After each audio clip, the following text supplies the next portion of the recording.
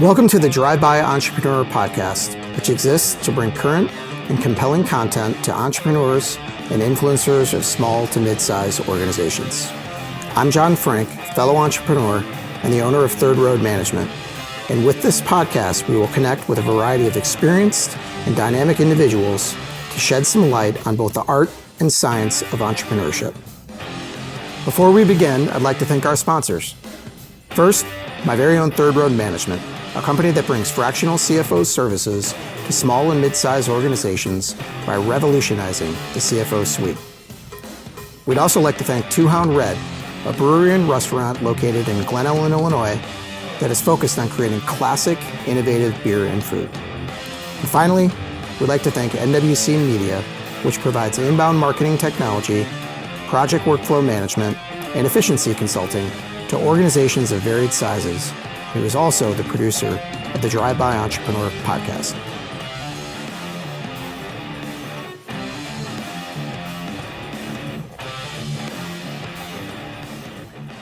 All right, Christine Koval, welcome to the podcast. Great to have you here. Thank you for having me, John. No, this is outstanding. I'm really excited to jump in. I'm very grateful for you being here.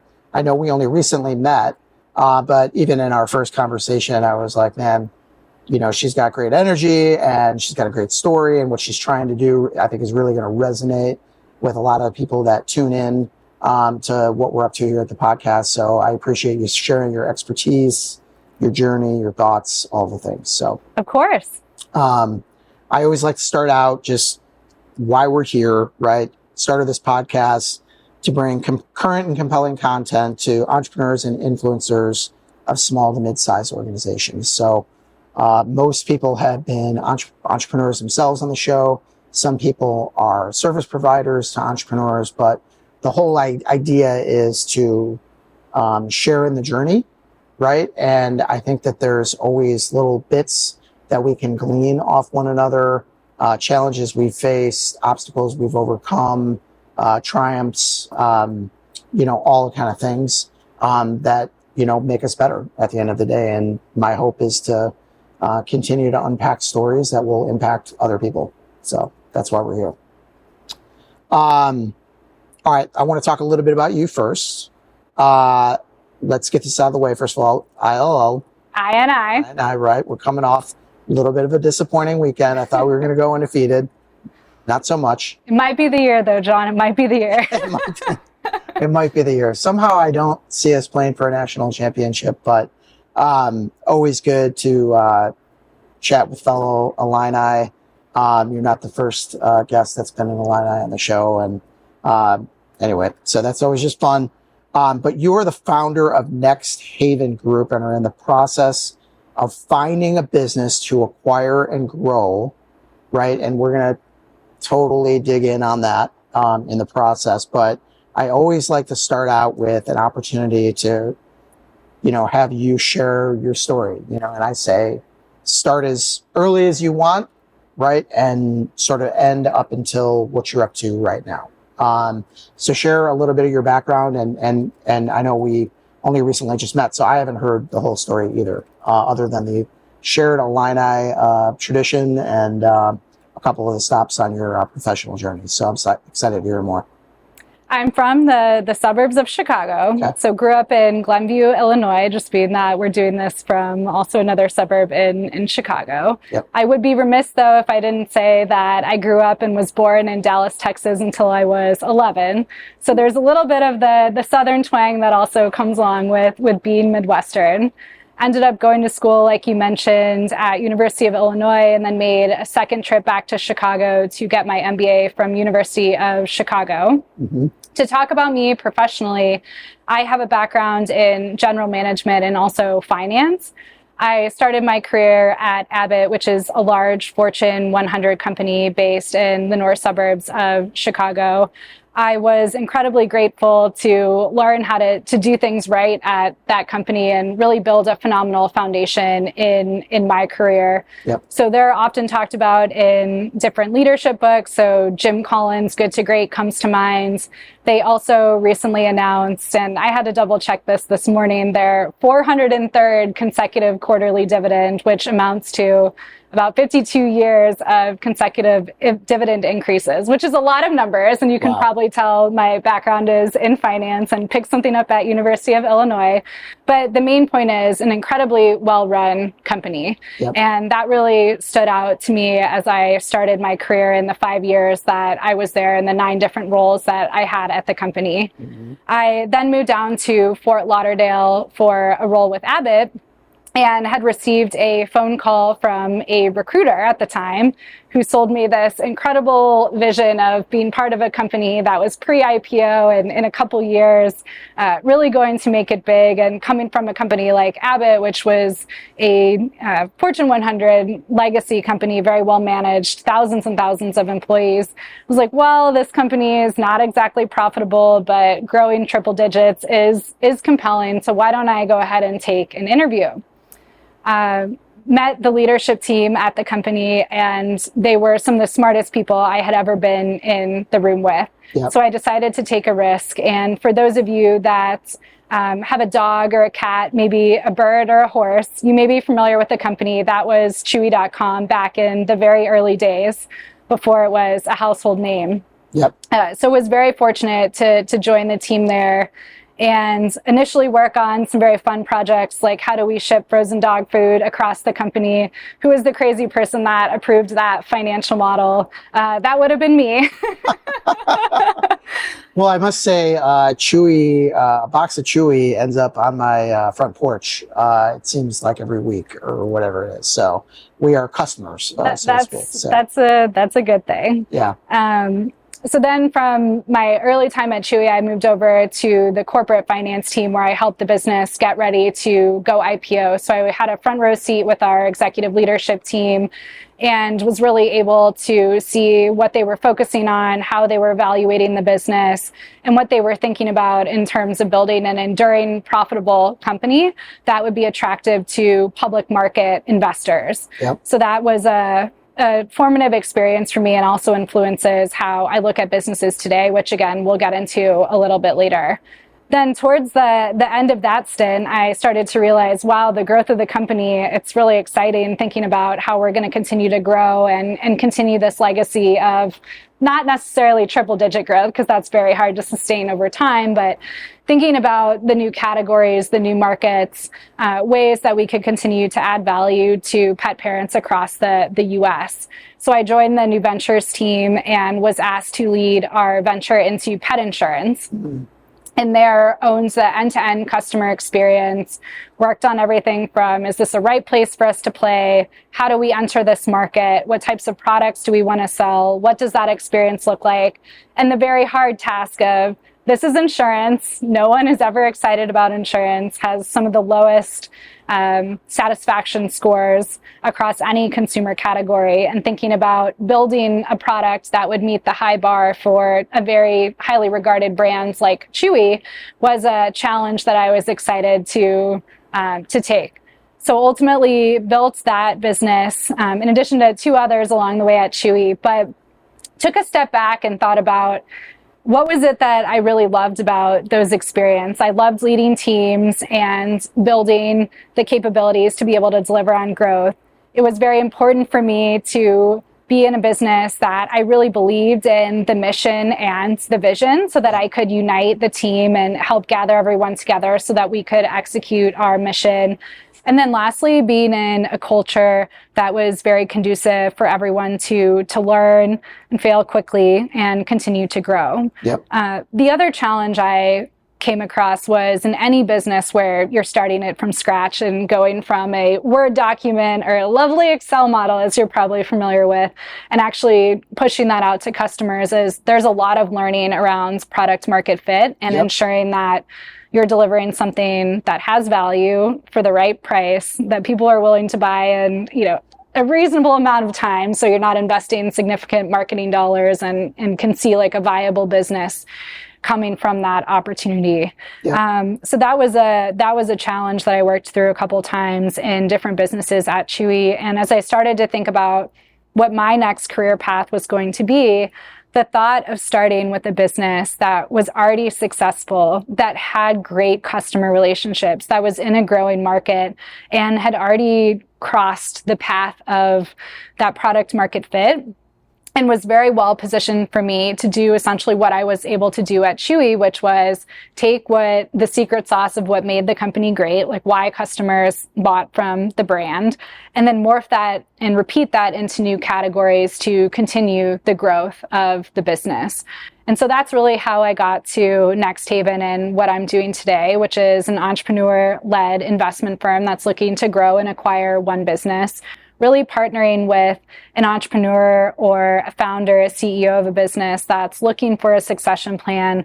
They're looking to retire. They want to get to know someone personally so they can feel confident that their employees are taken care of, and then also feel that they're very much aligned with the values of that next generation of the leadership team, that it's a long-term vision, that they're going to invest in the capabilities to have that sustainable growth, which, as you know, oftentimes takes a little bit longer than a 3 to 5 year horizon of many other different investor opportunities. So I felt that that was a great place where I could add value, and that's what we're doing now.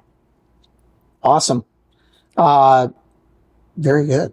Very good summary of everything. That's I was definitely leaning in, and I see the connections between your stops along the way. And I think your experience at Chewy in particular, like really starting some of these business lines from scratch, is very much akin to what it takes as an entrepreneur, like where you're trying to figure out how does my product or service fit within this place, and then taking it from an idea in your head to quantitatively working out in an Excel workbook, but then the process from getting it in theory to reality is very involved, and it involves branding and marketing and communications and legal and all the things along the way that you don't just snap your fingers and have a product that people are excited to buy. There's a lot of hard work and a lot of, I think, cross-discipline understanding of business that goes along with doing that, right? So yeah, great background, and I think it's really going to help serve you long term. Okay, a couple of themes for today that I want to double click on. The first one is I want to use your words because there's different.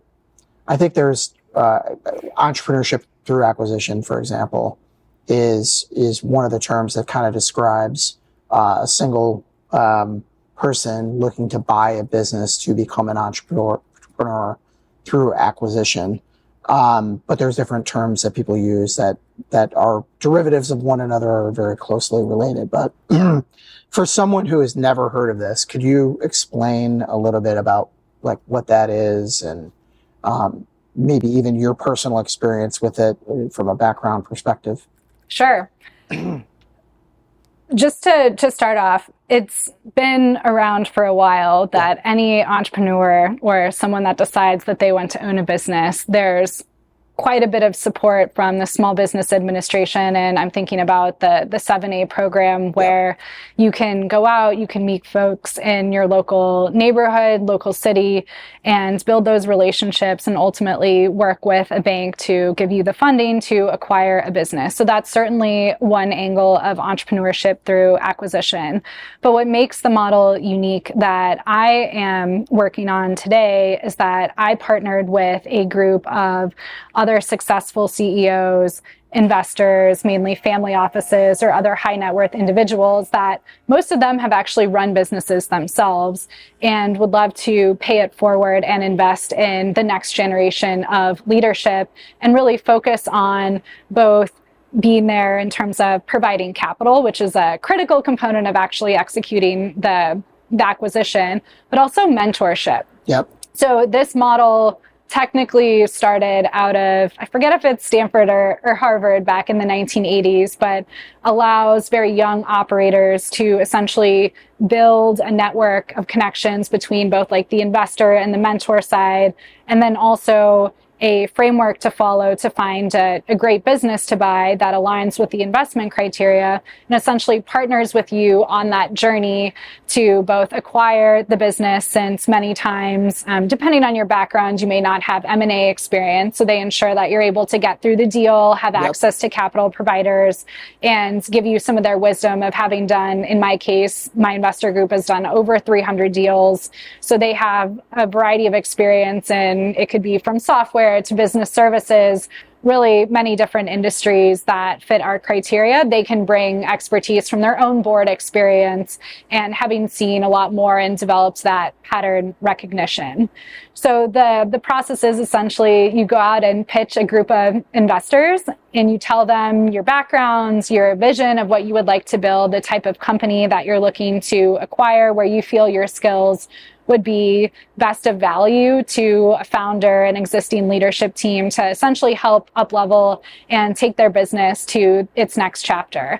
So that's what I did at the end of last year in Q4, and starting earlier this year in January, I launched Next Haven and have been meeting different business owners, attending trade shows, and really trying to build relationships in a way where those founders and entrepreneurs themselves of these businesses could see me as a succession plan for their business and able to add value. Yep. And I know you clicked on this, and we talked about this, I think, in our first conversation, that over the years, I've intersected with a number of people, certainly several Harvard folks, but this is a program through University of Chicago. Yes. that you were a part of. Yes. So through my MBA program, there were also classes and a network of entrepreneurs that have gone through and done this themselves. So they're an incredible resource for me. Part of my due diligence into, do I want to do this? Is this too daunting? Do I have the skills to pull this off? Was talking to over 100 different, sometimes we call ourselves search fund entrepreneurs. Yep. Asking about, what was your strategy? How did you get in touch with business owners? What really resonated with your model? Because it's very hard to differentiate yourself in this day and age and really stick out as a credible buyer, especially as someone that oftentimes does not have a track record, and really it's the relationship that you have with that founder and CEO that ultimately kind of you trust each other that you're going to get it through the finish line and be successful. And that ultimately is what drives the deal to go through. It's very different. I mean, if you wanted a different type of exit, there are business brokers, private equity strategics. You have various different alternatives to how you could exit your business. But again, it's really that relationship and operator mentality of partnering with someone like myself and our longer term vision of building the company for the next 10 plus years that sets us apart from some of those other options. Yeah, absolutely. And even in my own personal journey with Third Road Management, several of our clients have gone through iterations of, what do I want to do with this business ultimately? And some of it is, hey, we're going to go to an auction scenario, or maybe even it's a limited auction scenario with respect to the business one day, right? But sometimes it's, that's not, getting the most amount of money isn't the most important thing. You know what I mean? There's enough money in the transaction, right? That what they care about at the end of the day is stability, right? For their employees and their team and all that kind of thing that, came with the business, to have a successful exit that they feel good about, right? And rest assured about that their legacy is not going to be, I left and the thing blew up and that's not what I wanted for it. So I really feel like, this is a really great niche, that's out there, that's somewhere in between, and I personally enjoy it. You mentioned, I think you said you started the search earlier this year. How has it been? Let's say it's been 8-9 months that you've been at it. Anything surprise you? Anything that you learned that you were like, I wasn't expecting that? I mean, how's it been? Similar to any new venture, you have a phenomenal idea on paper. In my case, you fundraise against something that you've written a narrative, and ultimately you go out to execute the business plan in the market. And it's challenging, Yeah. right? The dynamics could have changed. There might be different tools or go-to-market strategies that had worked for folks in the past, and maybe now, because of changing, AI has impacted a lot of how we interpret like email messages or evaluate credibility or our sense of trust. So thinking about more impactful ways to get in touch with business owners and show them my unique story and prove to them that I would be a great option for them to consider. I would say overall, it's been very exciting. I'm an extrovert by nature, so I absolutely love getting the opportunity to talk with business owners, hear their story. I'm sure similar to all the customers that you end up working with, these are their babies. Yeah. Like, this is their lifelong work. This is something that they've spent a lot of time on, blood, sweat, and tears. I've talked to 80 plus old business owners that are still deep in the books on a daily basis. Yeah. Know all their customers by name, and that's really powerful. And having been a business owner myself and run my own product and created it from scratch, like, I definitely see that. It's a passion project of yours, and getting to know people's why and seeing how I can learn from some of their journeys has been really exciting for me. Yeah, it's great.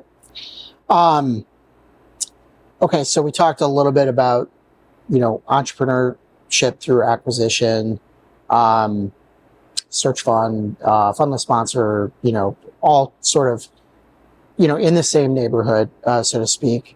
I think you articulated your particular arrangement very well, and it's good to know actually that you have a support system behind you. If I was a business owner myself, that would be very encouraging. So that's great. Second topic that I wanted to hit on is, I think that there's a million things that investors are looking for in a business, right? But if you took a minute to break it down into like core elements, or some people like to use the pillars illustration, are there certain things that you think are, the must-haves when it comes to a business, whether there's 2 of them, 3, 5, whatever the number is? I can tell you about 3 that I believe are very important to me after my experience running a direct-to-consumer business, which is one of the hardest businesses to run. And now having exposure to a variety of different industries that I've done deep research on, and understanding as an entrepreneur myself for Next Haven what is the best fit for us. Now, every investor can have their own set of criteria.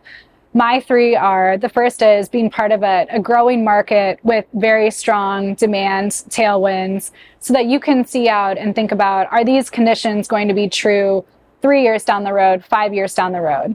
At Chewy, there were 2 different dynamics that came into play. One was increasing pet ownership, and then also people continuing to spend more on their pets. So maybe some of those boxes that you get at your door are for cute Halloween costumes and other things that maybe 15 years ago were not even in the domain of, okay, we dress up our dog every year and spend almost $1 billion market on Halloween costumes, or whatever that might be. Well, in a remote working environment, it's even now more exacerbated because people can care for their pets more if they're working in a remote environment. So those were trends that would continue to sustain a business. And then 2 was the move from brick and mortar to e-commerce. So you could see how the value proposition of not having to lug a 50-pound bag of dog food was very compelling. Having a very broad assortment of products at a great price would be very enticing to get that delivered to you in 1 to 2 days. And there had been a lot of tailwinds already from the market that Amazon had built in the e-commerce space, so that there was precedent for how a company like this could play out over time. So growing market, because essentially you want to ensure that there's going to be ample opportunities for you to continue to acquire customers. And I like to think of it as like meeting demand that's already there. So there's different types of businesses where you're trying to create demand or trying to convince someone to buy your product. That is very, very hard.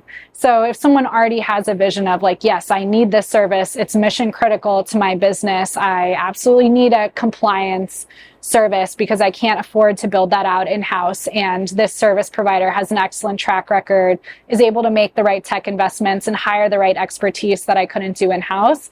Some of those things are very critical to us validating whether it's a growing market that would be a good opportunity for us. Yep. The second would be recurring or repeatable revenues. So as I look at a business and what's attractive, I want to ensure that I have the bandwidth to be able to learn the business in a comfortable position where I'm not concerned that revenue is going to fall off a cliff tomorrow, right, and I'm going to have to go out and secure 10 more projects to be able to keep us at our same run rate, but that there's some level of repeatability. So there's stability in our revenue stream, and we could be thoughtful about planning out our investments, understand where the business is going to be in 3 to 5 years. It's just a lot easier of a management experience, and would also allow me as the operator and CEO to spend more time working on the business. So thinking about what are those new markets we want to enter? How can we continue to build out the capabilities of the team so that we can sustain the growth from the growing market that we see that's going to add all these opportunities for us in the near term. So that is a very attractive aspect of a business, and that could be recurring in nature of your customers come back every month, like a managed service or accounting service, or fractional CFO service where you tend to check in on a monthly basis and that's part of the operating cadence. Yeah. Or it could even be an element of repeatability. So think about in the healthcare space, you may not necessarily have someone coming back every month in every capacity, but we do know that there's a repeatable need for this, like whether it's like on a monthly basis or annual basis, yep, or some element that we're again confident in the demand side of the business. Yeah, you go to the dentist every 6 months for your teeth cleaning. It's not every day, it's not every week, it's not every month, but there's a steady stream of visits that are going. And that was one way, just thinking back to Chewy, that we ended up selling something where you could think that, buying your pet food is episodic. But one of the value drivers of the business was the auto ship program, where you were getting your package every month or every week in your case, depending on, your pet and the ordering patterns that you had.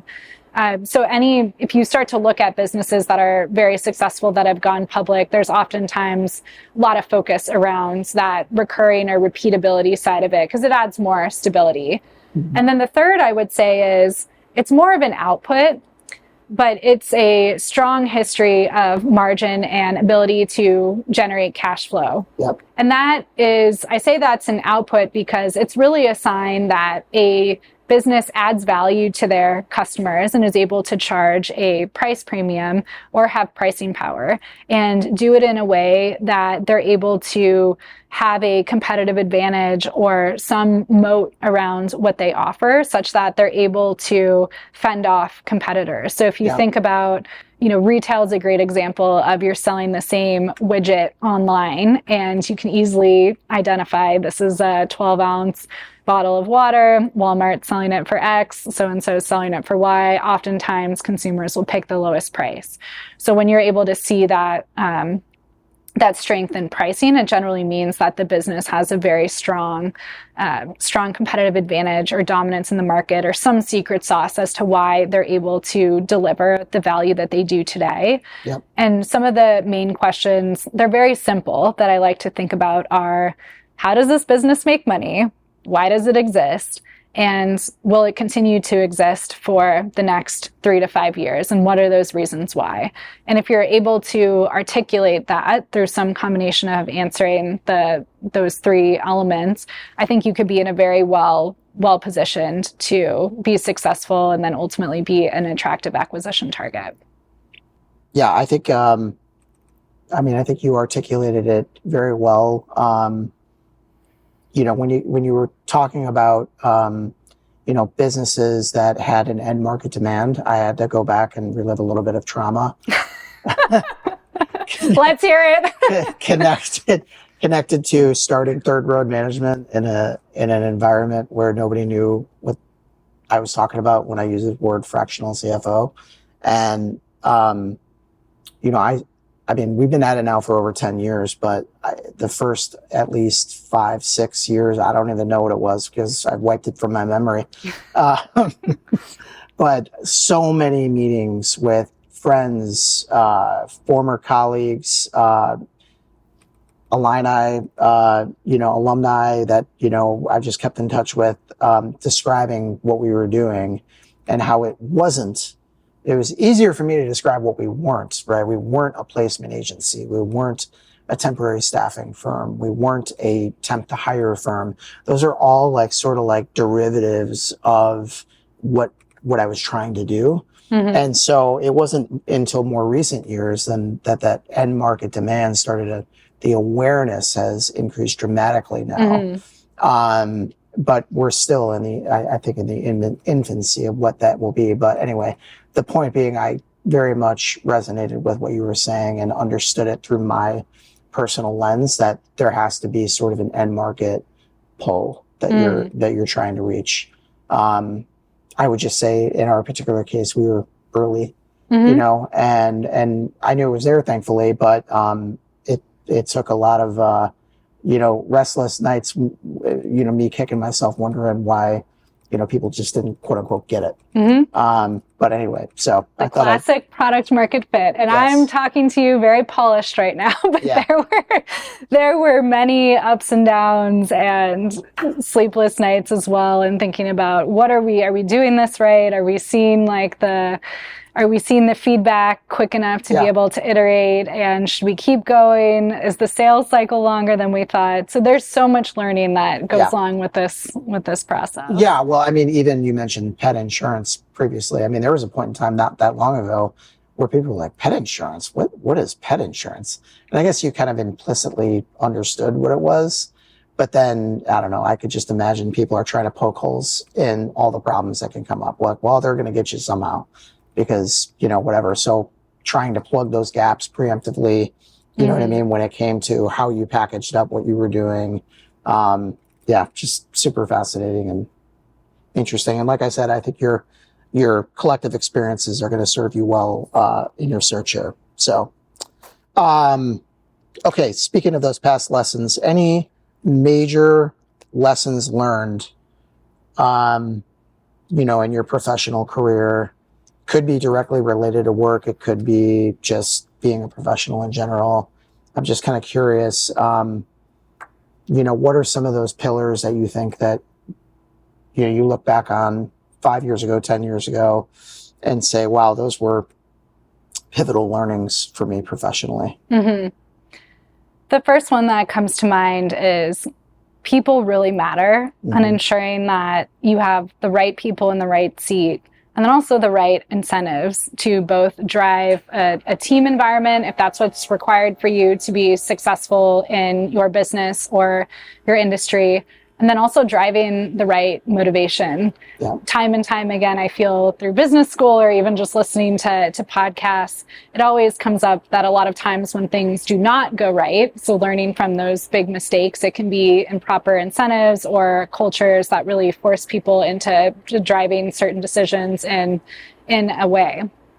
So for me, having led and built a product line and then also reflecting back actually years after I left Abbott and thinking about why they were so successful and how they've been able to execute such strong results over those years, it often comes down to the people. Yep. And the skills that they were able to build and the motivation and how everyone was very excited to go to work every day and frankly, had fun in some capacity. Yeah. That's very important. And frankly, we all wake up every day and want to feel important and enjoy what we're doing. So my hope is that in this next company, able to take a couple lessons from that and continue to build that out in the form of the right culture. And then also ensuring that as we think about what may be a very challenging next chapter to continue growth or enter in new markets, we have the right team to be able to make that successful.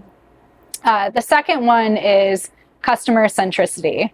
So I think a lot of companies can give can say that they do this, but I feel so fortunate that I was able to like really live and experience what a phenomenal brand and delivering a special, delightful customer experience was like at Chewy, and really being able to reverse engineer that into a process of how you think and how you build, so that you're always thinking with your end customer in mind. Because the reality is, they have to see value in the products that you're buying, and it has to be at the right price. And again, there's economics that go into that, meaning acquiring that customer and getting them to repeat the process have to make sense as well. But I truly believe, and I even see that today when I listen to commercials or I see different organizations and how they make decisions, whether it's overhearing a peer of mine or something else. I'm like, wow, that really isn't taking into consideration what's best for the consumer. And of course, there will be challenges to making that happen, whether it's economic or legal and regulatory, all of that. But just being able to really work around that and ensure that you're preserving that relationship, because many times that's really what's able to set you apart. And if you're able to build a very compelling experience and create a culture around that, it's a competitive advantage that someone else can't come in and simply like price lower than you. Someone may be willing. Think about in your own life when you decide where to buy, where to go for dinner, choosing a retailer. Sometimes it does come into play like, oh, am I going to be able to find the phone number to call them? Or do I know how I'm going to be able to return this? Maybe I'm willing to pay $10 extra for the best in this category, however that's manifested for the specific business.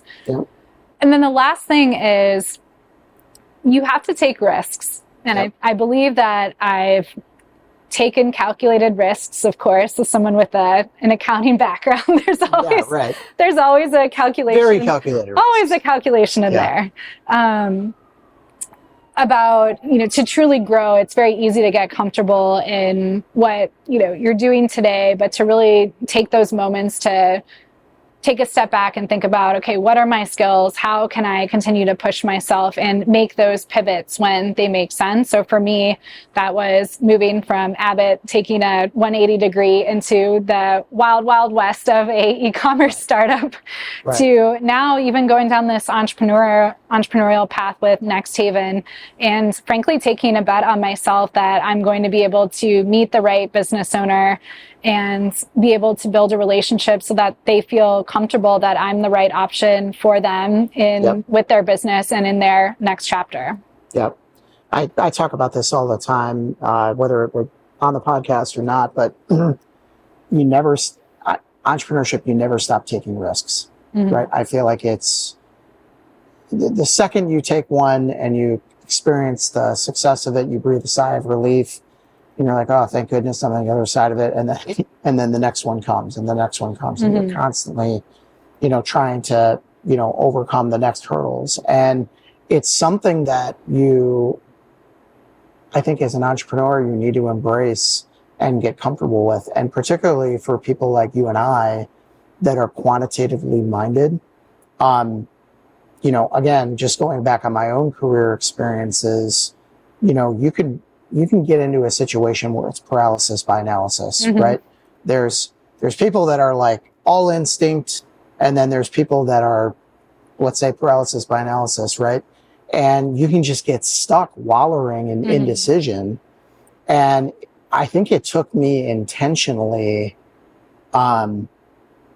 exercising that muscle of just saying yes. And like one of the tools that I was taught at one point in time is to give myself deadlines on decisions, because like I can, permutate like a million different scenarios of what might happen, right? But I'm probably 95% or more of the way there.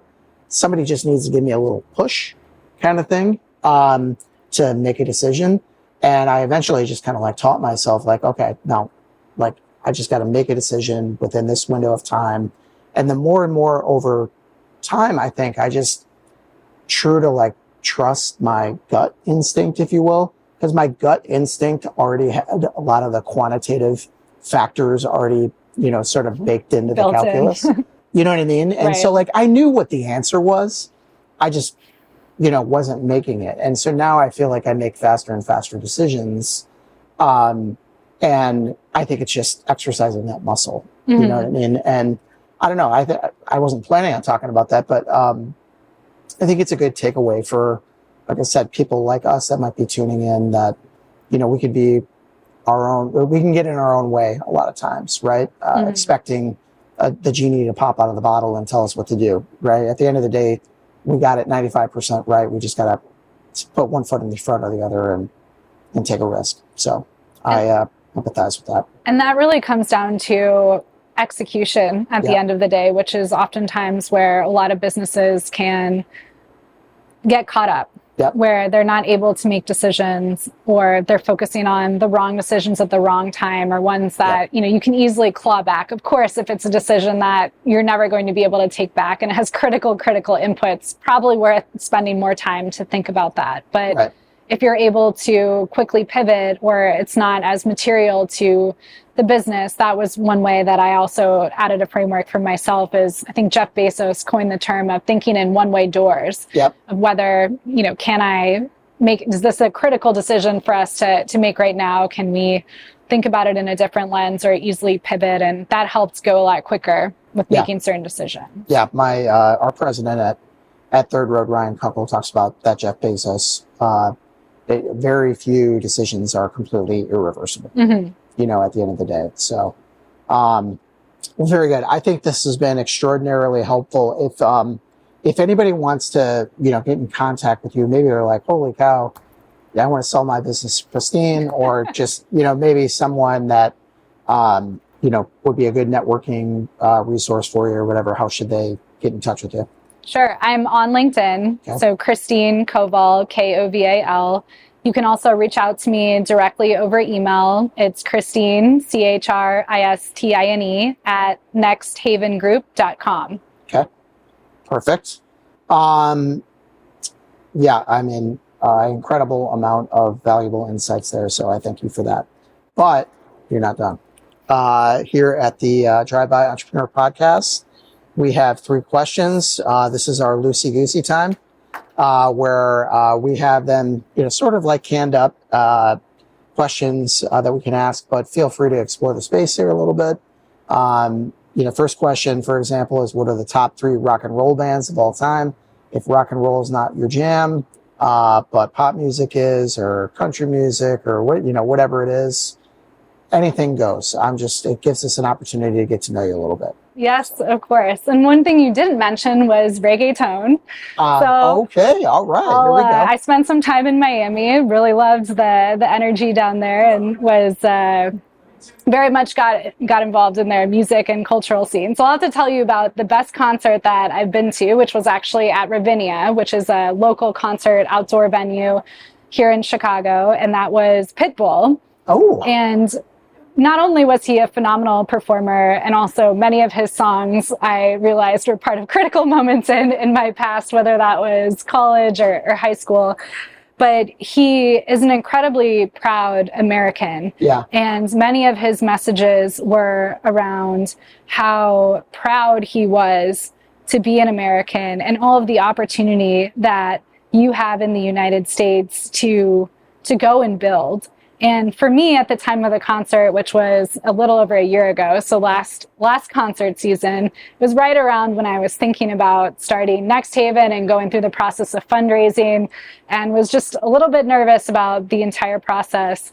And it made me realize that it's incredible that someone like myself could go out and, with a couple of months of prep, obviously great foundation from my business school and all of the learnings there, but raise capital and then be in a position really 6 months later to talk to business owners and very credibly potentially buy a business. Yep. So that really resonated with me, and would highly recommend, if anyone has the chance, to see Mr. 305, so to speak. Mr. 305, I like it. Coincidentally, I just went to a golf trip 2 weekends ago to a place called Big Cedar, which is near Branson, Missouri. And anyway, but we learned when we got there that Mr. 305 was putting on a show at the venue, and we didn't know about it. And we thought about getting tickets, but it was too late. And you missed out, John. Missed opportunity, missed window. Anybody else in your favorite artists? Or So I will answer your top 3 rock bands. So Okay. for me, Fleetwood Mac, Okay. Bon Jovi. Saw him incredibly in a concert, actually on a Chicago lakefront in someone's backyard. I was lucky enough to get the heads up he was going to be there, and snuck a little peek over and was like, wow, this guy knows how to party. Yeah. And then there was a period where I was an Ozzy Osbourne fan, so I'll have to say some of his Black Sabbath stuff, and really respect him as an artist. So Right. runs the gamut there. But I love it. Ozzy Osbourne and Mr. 305. That's great. Excellent. Thank you for sharing that. Annual holiday. Which annual holiday is the best one for you? it's Friendsgiving leading up to Thanksgiving. Okay. Is it Wednesday, or is it just any day prior to Thanksgiving that you assign to Friendsgiving? So it's usually the weekend before, and there's another story that goes along with this. All right. But when we had lived in Miami, one of my friends from high school had lived down there, and she invited us, since we had just moved down there, my husband and I, we didn't have family in the area, invited us and a couple other couples over for Friendsgiving, which was one of the first times I had done that outside of college friends or folks that I had known really well. And it turned out that was the maybe second year of now a 10-year tradition of us flying down and getting together with that same group of people. Luckily, we have a friend who is a amateur professional chef that loves to make a 15-course meal. Oftentimes starts on Miami time, so think first course at 11 p.m. So it ends up being a very late night, but have just had some phenomenal memories with that. And there's usually a flair to the meal. So it's never traditional Thanksgiving. There's always whether it's a different type of cuisine or ethnicity or a theme to the night, because we all will have a traditional Thanksgiving that next Thursday. So that's always been very fun, and we look forward to that every year. It's also nice to escape Chicago at just exactly that time and get back down there. And then for Thanksgiving, I've always enjoyed the holiday. It's a chance to bring everyone together, slow down a bit, especially if you're in the Midwest. Yep. I did realize when we lived down in Florida for a couple of years, we would spend till like 3 p.m. on the beach on Thanksgiving Day. I was like, this is a little different than waking up at 7 a.m. to saute onions and celery and do the turkey. So there's been a few iterations of Thanksgiving, but I love hosting family and bringing everyone together. I love cooking and creating a great experience for folks that end up celebrating with us. Wonderful. All right, last question. If you weren't doing what you're currently doing for work, any completely unrelated career that you can see yourself enjoying and thriving in? I'd be a Peloton instructor. Ooh, okay. All right. I think they have. You're an avid client, I guess, do they call it? Yes. Okay. I'm an avid Pelotoner. Okay. It's another company with a phenomenal experience. Yep. That to think that you could get such a great workout in your living room in this day and age is just incredible. But they look like they're having so much fun. I feel like I know them all personally. And you're dancing and working out on a bike and not having to think about your spreadsheets and just how to create a great experience for folks that you work out with. I think I would really enjoy that, and maybe one day. Yeah, I don't know. Is there like I don't know how often do those instructors have to do lessons or whatever? Is it every day? Is it every couple of times a week? They have enough where they probably end up releasing different workout classes 2 to 3 times a week. Okay. So it keeps it new and fresh, and it's always really exciting, and they do different events, so they'll focus. I think this week they had the equivalent of a music festival through Peloton, so they'll focus on a variety of different artists, and it makes it really fun. Fun fact, I met one of my favorite instructors a couple weeks ago. She was an influencer for one of the brand that my husband works for. And I was like a child when I saw her. I was like, I know this all about you and this, and I do the confessional. Yeah. But Don't be freaked out. Yeah. It was a great experience. So again, like back to customer centricity and creating like a memorable experience. Yeah. That's one of like the brands that I really admire for what they do and really value their product. Very good. Well, thank you again so much for doing this. I think people are going to love it. Definitely, I'm going to be encouraging a lot of folks to tune in. But I wish you well as well on your journey. I know you'll be successful. It's just a matter of time and finding the right fit. And when you find it, I know you're going to be off to the races. So, Christine Koval, thank you for being here. Thank you so much, John. Pleasure. Yeah, you bet.